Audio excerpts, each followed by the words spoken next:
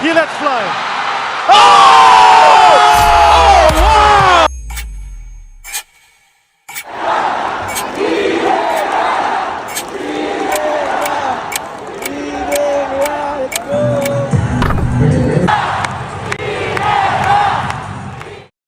October 19, 2016, PBA Governors Cup Finals Game 6 versus Meralco Bulls.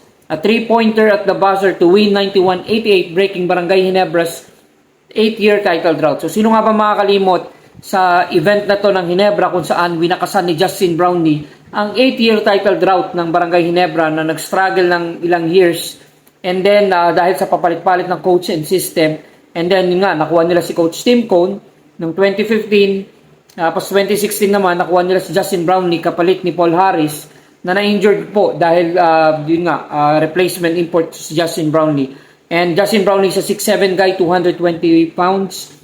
And then 28 years old pa lang siya nun. At yun nga, sabi nga, kwento po ni L.A. Tenorio, ni Sol Mercado na parang wala sa kondisyon. And then walang dalang sapatos. And hindi nila inaasahan na talagang si Justin Brownlee pala ang uukit at magmamarka sa history ng PBA imports dito sa Philippine Basketball Association. And then first game nga po ni Justin Brownlee versus Alaska, natalo ang Ginebra. Nag-cramps pa si Brownlee, but he still managed 31 points, 13 rebounds, 2 steals, and 1 assist. And then yun nga, fast forward, yun nga, naging PBA champion to si Justin Brownlee, 6-time PBA champion, 3-time best import. And then alam naman natin na outside PBA naman ay parating champion din si Justin Brownlee. And then yung kanyang stint with Gilas, marami siyang kumbaga moment na pinanalong ang Pilipinas din dahil nga naging naturalized import natin or naturalized Filipino natin si Justin Brownlee. And then yun nga, at 2016 nag-average siya ng 28.6 points per game, 11.3 rebounds per game, 3.8 assists per game. And then after 10 years, sinasabi nila matanda na si Brownlee, marami nagsasabi dyan na ganon. Pero nakita nyo naman, ang average si Justin Brownlee ngayon, Commissioner's Cup, is 31.5 points per game, 8 rebounds per game, and 4.6 assists per game. And then, ang Ginebra po is number 2 sa standing. So, hindi lamang ang, kumbaga, scoring ang, kumbaga, basihan, kundi yung kung paano dinadala ni Brownlee yung panalo sa isang koponan. And higit sa lahat, yung nag-average nga po si Justin Brownlee ng career average hanggang 2025 ng 27.9 points per game, 11.1 rebounds per game, 5.6 assists per game, 1.6 steals, and 1.5 blocks per game. So, kumbaga overall or all-around player si Justin Brownlee. So, at napakaganda po ng import na to. I mean, the attitude, at higit sa lahat, reliable si Justin Brownlee kasi pag sinabi mo sa kanyang umiscore, i-score siya, and then he can create for his teammate. And at the same time, yung chemistry po ng Barangay Ginebra at saka si Justin Brownlee, napakaganda po ang nilalaro nila. So of course, nagra-run sila ng triangle offense with Coach Tim Cone, and alam naman ni Brownlee kung paano siya gamitin. Kumbaga, napaka-coachable ni Justin Brownlee.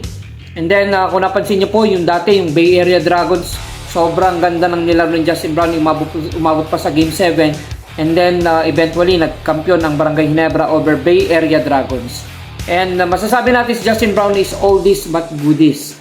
Kasi hindi po nagbabago yung kanyang laro, yung shape, palakas ng palakas, and sabihin na natin na talagang pagaling siya ng pagaling. And then, yun nga, best import na mapapatunayan natin, pwede na natin siyang i-level kina Bobby Parks, Norman Black, Sean Chambers, Michael Hackett, yan, Billy Ray Bates, yan yung mga magagaling na import. At pwede na natin siyang i-level dito sa mga import na to. At kapag ka nagwagi ng isa pang kampyonato si Justin Brownlee sa Ginebra, mabibreak niya yung record na sinet ni Sean Chambers sa Alaska noon na 6 PBA championships. So far tayo sila at 6 apiece. So yun nga, at this coming Sunday, May 10, makakalaban din ng Barangay Ginebra ang TNT Tropang 5G, kung saan talagang noong mga nakaraang konferensya ay binibigo ng TNT ang Ginebra at si Justin Brownlee, kumbaga 4 na sunod po yun. Pero hopefully makabawi si Justin Brownlee, ma-redeem niya yung sarili niya at ang Ginebra laban dito sa TNT Tropang 5G.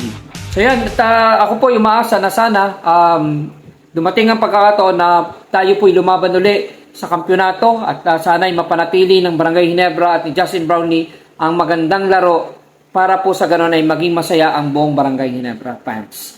So yun lang muna for today's video at maraming salamat sa panonood. Kayo po ba, ano po ba ang masasabi nyo kay Justin Brownlee? Siya po ba ang pinaka-best import, masasabi natin greatest of all the imports? Or meron pa po kayong preferred? So sino po ang para sa inyo ang best import of all time? Maraming salamat at magandang gabi. Bye-bye for now.